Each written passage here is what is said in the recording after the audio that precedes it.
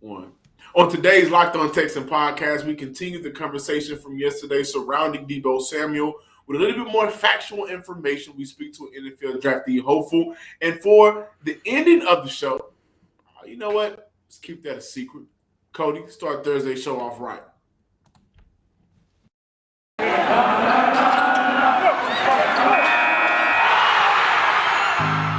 You are Locked On Texans, your daily Houston Texans podcast.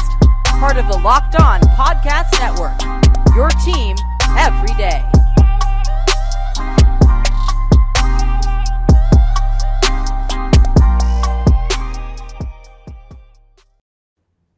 Welcome, everybody, to a Thursday edition of the Locked On Texan podcast, part of the Locked On Podcast Network, your team every day. I'm John Hickman, joined by Sports Illustrated's own Cody Davis. And for today's show, I think it's very important, Cody, that we open up with the conversation surrounding Deebo Samuel. Now, if you listen to Wednesday Locked On Texan podcast, we talked about it a little bit and, you know, the ramifications of bringing in a Deebo Samuel, what that would mean for Houston, and, you know, just kind of dive into it. So I would suggest you guys go ahead and check out that show. But, Cody, we got a little bit more facts surrounding the information around Deebo. He has officially requested a trade.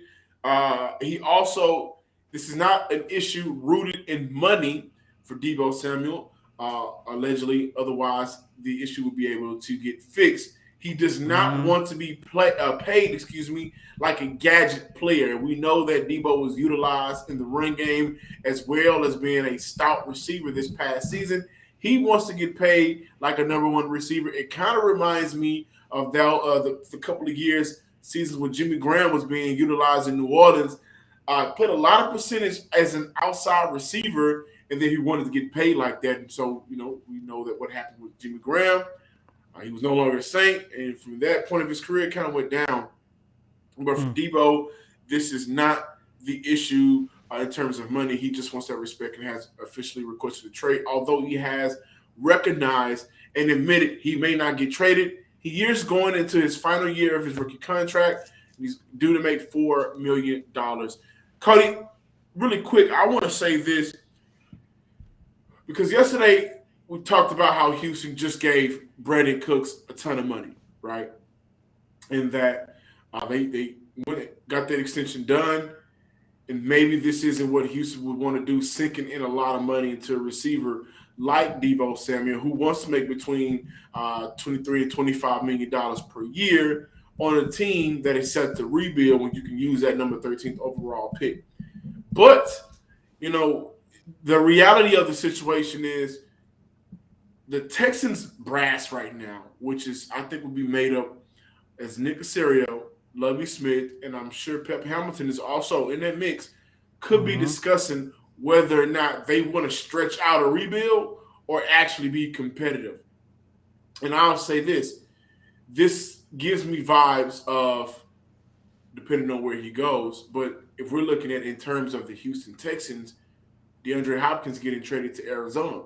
Why do I say that? Well, DeAndre Hopkins wanted a new contract, and the Texans were really only limited to certain teams with quarterbacks on rookie deals.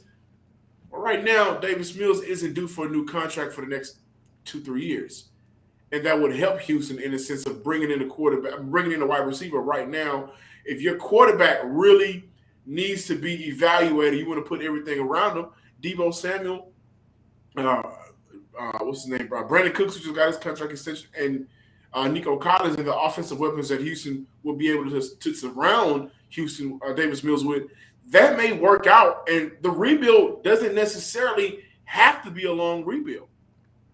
I get where you're coming from, John. And like I mentioned on yesterday, I truly believe the addition of Deebo would definitely help the Houston Texans out, especially like I mentioned on yesterday as well. Since we've heard the endorsements from Nick Caserio and Lovie Smith, and even Pep Hamilton, them fully endorsing Davis Mills, it just gives him a damn good weapon to utilize in the passing game. Probably the best weapon to utilize in the passing game.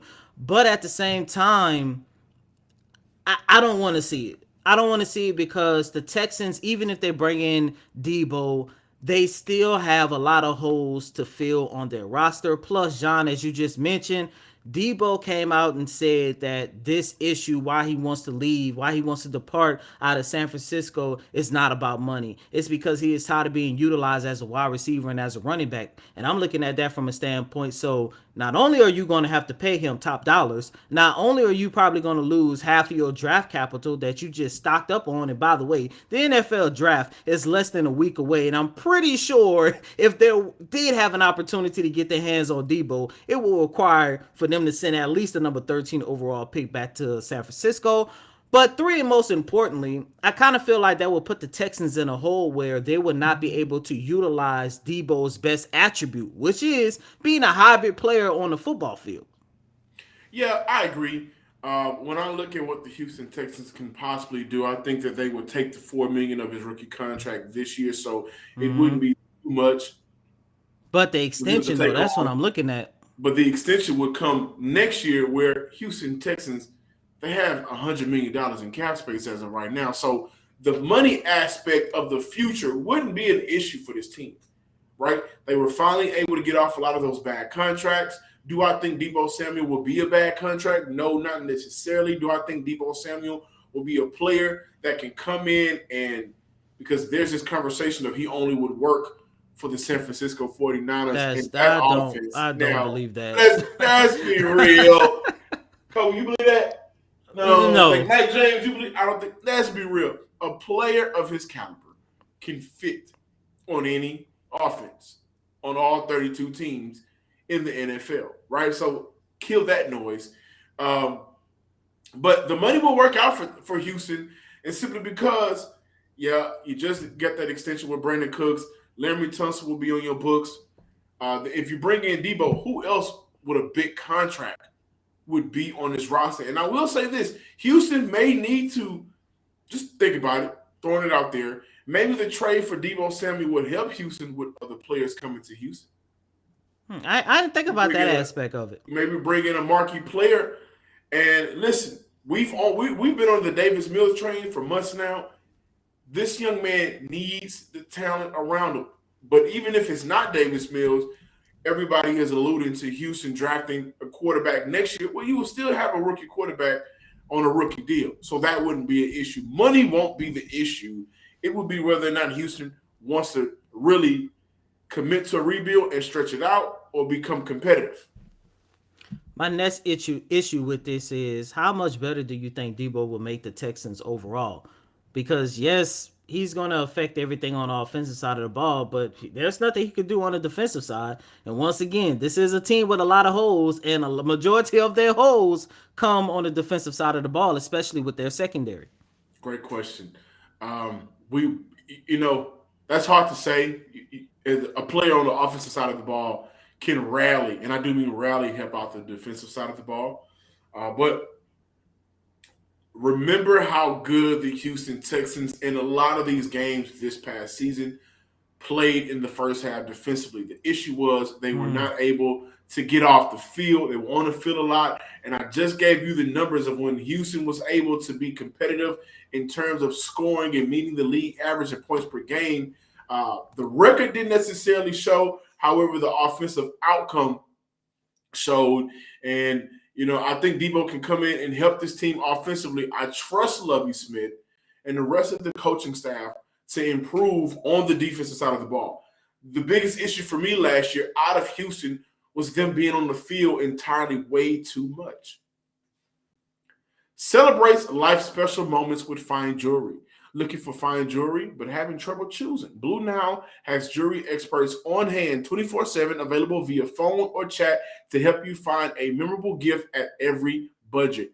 Mark Mother's Day down, right? It's coming up. If you love your mother, mark it down on your calendar, set your reminder. You can mark it down and then go out there and find your mom or your wife a classic diamond stud earring, an elegant tennis bracelet, or a birthstone pendant, and so much more at BlueNow.com. This Mother's Day, give your mom something she will treasure forever with fine jewelry from BlueNow.com.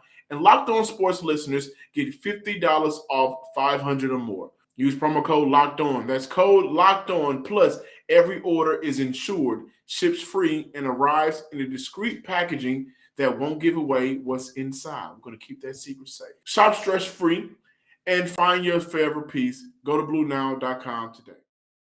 Thanks for making Locked On Texans your first listen every day. Next Thursday, April 28th, tune into the Locked On NFL Draft live coverage of the 2022 NFL Draft with all 3 days of real-time analysis from our extensive lineup of experts and insiders. And for those of you dying to know who your team will take, catch Odyssey and Locked On's NFL Mock Draft Special hosted by Brian Peacock and former scout Matt Williamson of the Peacock and Williamson NFL show all week leading up to the very first pick. Welcome back, Locked On Texan fans, listeners, and viewers out there. We let you guys know earlier in the show that we had another NFL draftee hopeful, and this has been the trend of the Locked On Texans podcast the past 2 weeks. The trend ain't stopping, the train ain't stopping, so y'all better hop on. We got Rice Owls own Naeem Smith, DB, played for the Rice Owls past couple of seasons. Welcome to the Locked On Texan podcast. Thanks, John. Thanks, Cody, for having me on. It's just a pleasure to be here. Pleasure Yes, is sir. ours. Naeem, let's jump. Go ahead, John. So I want to ask you a question. How in the hell did you get to Houston to play for the Rice Owls from Iowa City, Iowa? Now, I know with football, it takes you through a lot of different twists and turns in your collegiate career. Can you just talk about that really quick for us? Yeah, so I guess the journey started in high school, and I went to Iowa City High School, Little Hawks, and there I just really didn't get recruited out of high school. I had one D2 offer to Minnesota State, Mankato, which is where Adam Thielen went, and like a couple of NAIA offers, and nothing, to hold against like D2 or NAIA, great opportunities for sure, but I was just thinking like I feel like I'm good enough to play at the Division I level. So I ended up going to Ellsworth Community College, which is in Iowa Falls, Iowa. It was about 2 hours away from Iowa City, so pretty close to home. And, just thankful for my opportunity there. I really got a second chance. I got to develop, meet a lot of great people there, and played 2 really good seasons and was able to receive a scholarship offer from Rice University down here in Houston. So just everything worked out like that. Naeem, I had an opportunity to look at some film of yours. Also had an opportunity to look at some of your numbers. You just mentioned 2 full seasons. You recorded 118 total tackles, 6 interceptions, which is really good given the limited amount of time that you was there at Rice. And I think those numbers will be a hell of a lot better had you had an opportunity to start your career from Rice as a freshman. But with all that being said, did you have more D1 offers? And if so, what drew you to Rice University? Yeah, so just definitely fortunate because obviously stats come not just from myself. Like I got to shout out the coaches, knowing to put me in the right places at the right time, teammates and everything like that. They help you be able to get stats like that. But the other 2 Division I offers I had one was to Old Dominion, and then I had an FCS offer to Northern Iowa, which UNI, if you guys know that school. So. Those were the 2 other offers I had. What drew me to Rice, obviously, very high academic school. I do take school pretty serious. I'm currently in the Masters of Accounting here. I'm in my 2nd semester of 3. So after football, I'll still have one more semester just to finish that up. But it was just an opportunity with like a newer coaching staff at the time. And I love football. Like it's my passion. I've played it my whole life. So I was like, just being able to play at a school where I thought I was going to get a great opportunity to just be able to be myself and just continue to grow and hopefully get a shot at the league. That's what I was thinking. And I'm glad you mentioned your academics because I was able to see that you are on the Commissioner's Honor Roll in 2020 and 2021.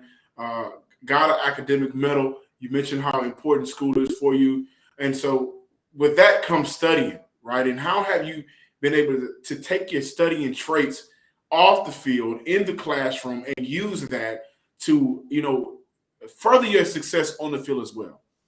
Yeah, I think actually school and football can sometimes, like the studying aspect can go hand in hand because, you ultimately create habits, and you try to look at different tendencies, and that's, how you can be successful in school or on the football field. And that's something I really pride myself in. I definitely try to watch as much film as possible. I love to like just look at film, see myself, see what other guys are doing, and then I also like to talk to my coaches about scheme. So especially my first year at Rice, 2019, our defensive coordinator, who was our safeties coach at the time, Brian Smith, I was in his office almost every day because I came in spring ball, and every practice there was an install, and so it's definitely a lot to take in. And we definitely run a like a NFL more style defense. I would say we run a lot of plays, a lot of blitzes. Like we show a whole bunch of different fronts, and so it's just definitely a lot to take in at first, coming from a JUCO where the playbook was a lot more limited. But just overall, like I think that's something that has always helped separate myself from just being able to like get understand playbooks and different stuff like that. You mentioned Brian Smith, who has some NFL experience. I do want to talk to you about him. How important has Brian Smith, as you mentioned, from safety to DC, how important has he been with helping you get better at the game of football? And what have you been able to improve under his tutelage? Yeah, definitely have to shout out Coach Smith. He came, visited my JUCO. He came there and there was snow on the ground, and that made just like a huge impression on me because, not a lot of coaches came to recruit me in person, I would say. So from day one, he started as my safeties coach when 2019 came. And I honestly think he is the most like knowledgeable football coach about like scheme, everything in that regard that I've personally had. Like, I don't know a football coach that like takes the game more serious than Coach Smith, because like that's something he just prides himself on. He wants to win. He wants to have a dominating defensive performance, like he always says.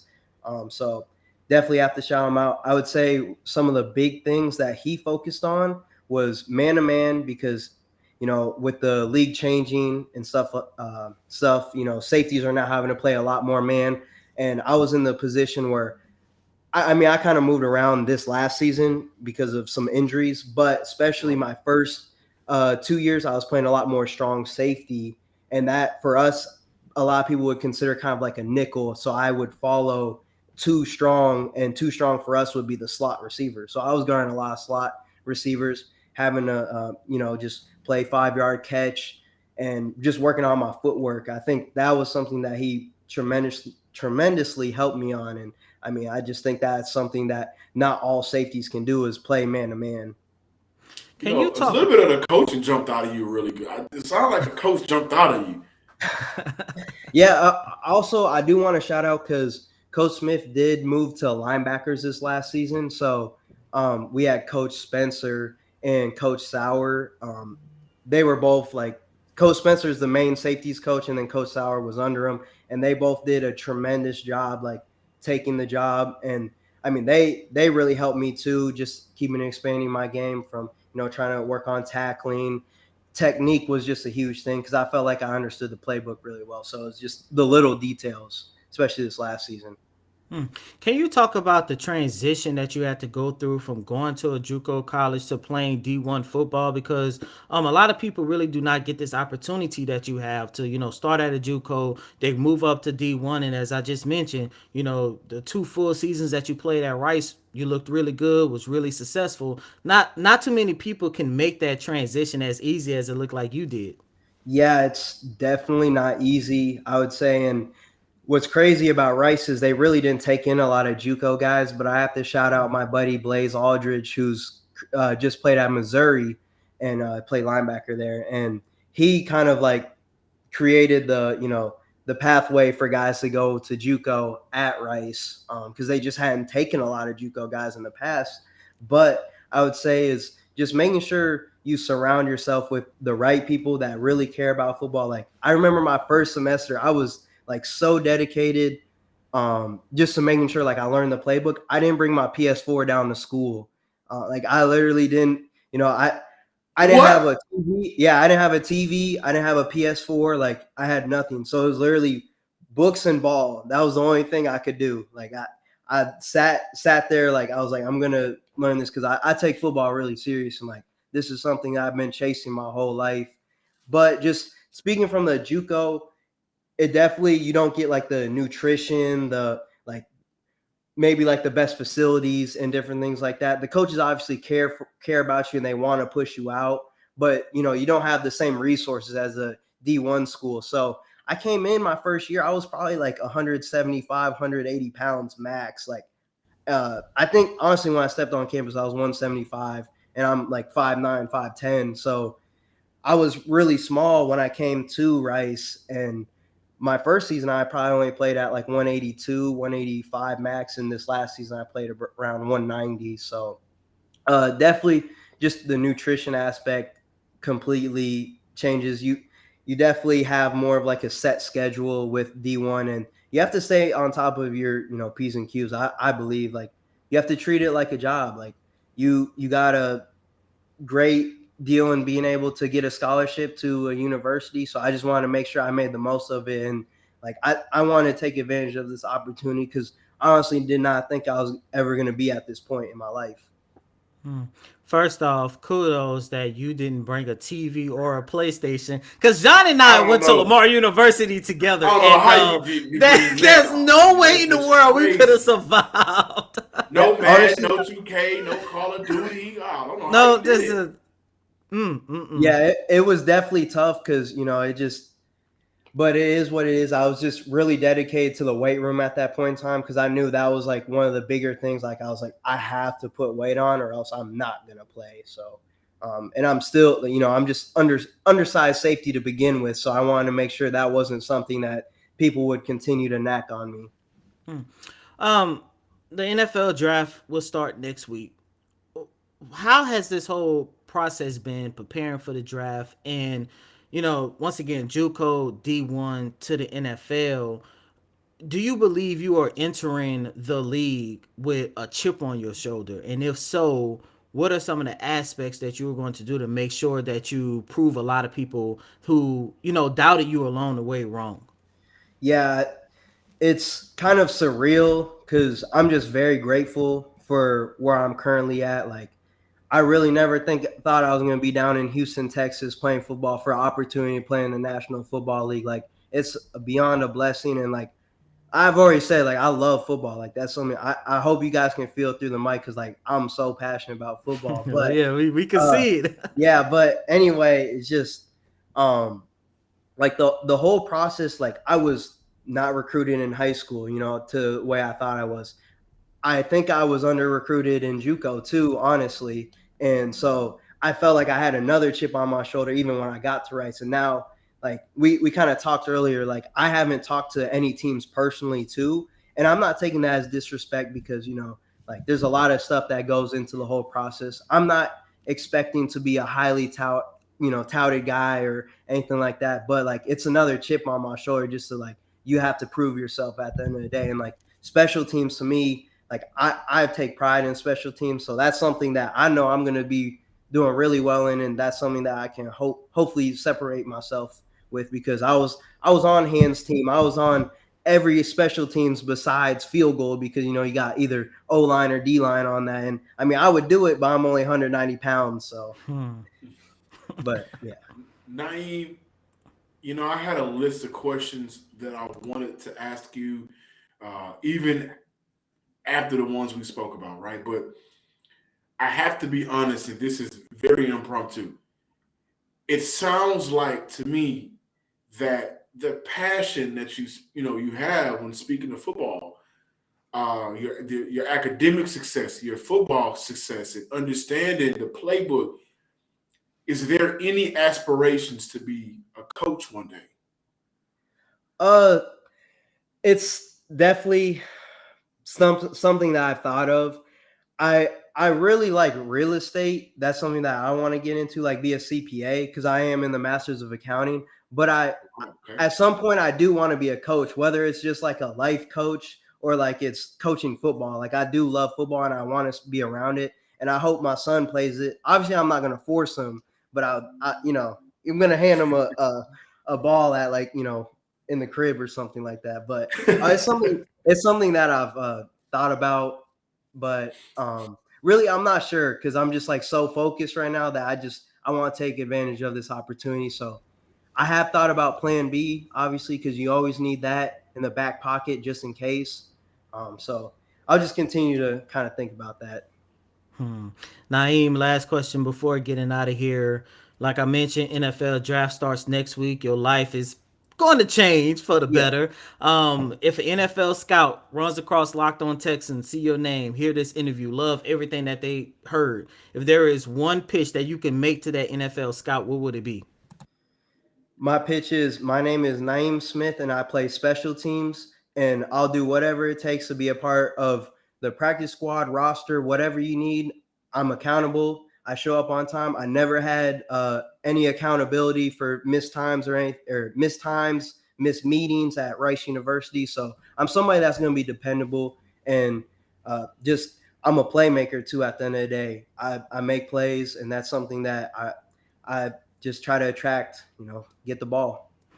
Yes, sir. Naeem Smith from Rice University. Oh, I see John got another question. I know you're from Iowa. It's up north. There's a team in Boston, the New England Patriots. I could definitely see you guys being a perfect match.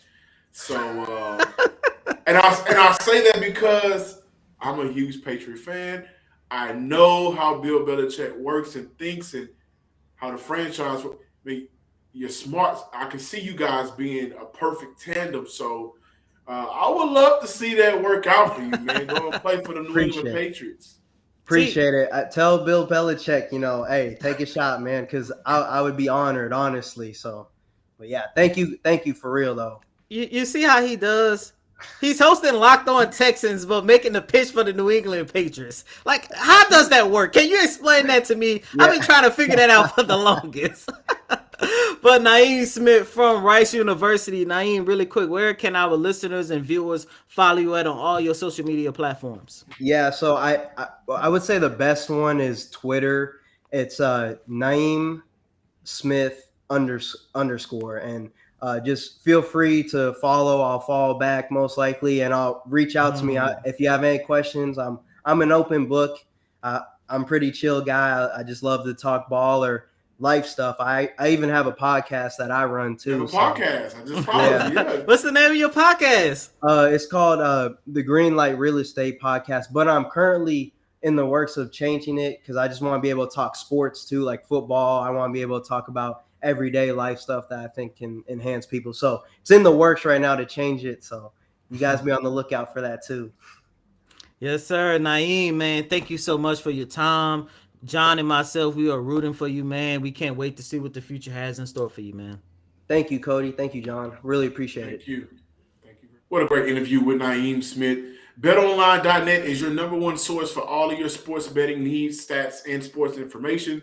Find all of the latest sports developments, league reviews, and news, including this year's basketball playoffs and the start of the MLB season. BetOnline is your continuous for all of your sporting wagering information, from live betting to playoffs to esports and more. So head to the website today or use your mobile device to learn more about all of the latest trends and actions. By the way, I think some of you guys may want to get in and place bets on who will be the first two players picked. Those odds are up right now at BetOnline, and I think they are very interesting to say the least. BetOnline is where the game starts. Thanks for making Locked On Texans your first listen every day. Be sure to continuously check us out throughout the week as we speak to NFL draftee hopefuls. Now make your second listen Locked On NFL Draft with Ryan Tracy and former NFL cornerback Eric Crocker. They bring the NFL Draft to life every day with insight and analysis on college football prospects at NFL front offices. It's free and available wherever you get podcasts. All righty, ladies and gentlemen, before we close out this Thursday installment of Locked On Texans, John, 1 week away from the start of the 2022 NFL Draft. And the Houston Texans... this is coming up, man. Exactly. And the Houston Texans on yesterday had a visit, met with Mr. Kyle Hamilton. A guy who was number one on my draft board for an extremely long time. Not gonna lie. Amara Sauce Gardner kind of changed that. But John, listeners and viewers, this is why I can't wait to see what Nick Caserio and the Houston Texans are going to do. By the way, Nick Caserio will hold a press conference Yes. with Houston media today at around 1, 2 o'clock. Of course, we will be there. And of course, we're going to bring you guys some notes and takeaways for tomorrow's show. But once again, I'm just so excited to see how all of these different possibilities are going to work out because John, if they could get, let's say, Sauce at 3, and even though I think he'd be going by number 13, but Kyle Hamilton at 13, that's going to boost this secondary up tremendously. Tremendously. And, I just really, if I could, man, want to get inside the head of Nick Caserio, of Lovie Smith, of Pep Hamilton, of the franchise right now to see where they rank the needed positions and compare that to the players right now. I think we haven't talked about this a lot, but I think the Houston Texans may have the biggest spotlight on them in this draft because of the needs. And I'll say this, last year, the Jacksonville Jaguars, they held the number 1 pick. It was clear cut they were going to draft a quarterback. And I think teams that traditionally need a quarterback, it's easy. You go get a quarterback, right? You go draft your quarterback, and then you live with your results. Cool. But for Houston, they do have 2 picks. This is a team that can right a lot of wrongs. This is a team that has traditionally not fared well in drafting cornerbacks, not fared well in drafting safeties, and his history of this team. I think that they could possibly come out being the most scrutinized team when it's all said and done after the NFL draft is over, or they could come out and they could possibly be the team where everybody is looking, the Todd McShays, the Mel Kipers, the Locked On Texans NFL draft with Ryan Peacock and Matt Williamson, and then you look at what Eric Crocker and Ryan Tracy are doing, everybody at 610 Radio, 790, even ESPN here, Locked On Texas, we may come out and say that, wow, they killed this draft. And I think they're under a big microscope right now because of those 2 first-round picks at 3 and 13, and because of the needs at safety, cornerback, receiver, offensive lineman, right? A bunch of different edge rusher, which we kind of haven't really talked about that much. Exactly. So I'm a week away, 7 whole nights. Don't start. I gotta wait for you. That's my girl right there. We'll see how it all plays out. Day 1. Thank you guys for checking out today's Locked On Texans podcast. Be sure to follow us on Twitter at Locked On Texans. Like us on Facebook. Run those YouTube numbers up. We'll talk to you guys tomorrow. I'm John, some sports guy here. And as always, I'm your host, Cody Davis. Please remember to follow me on Twitter at CodyDavis_24. Once again, that's Cody, CotyDavis _24. Fun fact, by the way, John, listeners and viewers, before I let you go. The last time the Houston Texans had the number 3 overall pick, it resulted in Andre Johnson. Just saying. Can luck strike again for this organization? Who knows? But Hopefully. until next time, ladies and gentlemen, peace.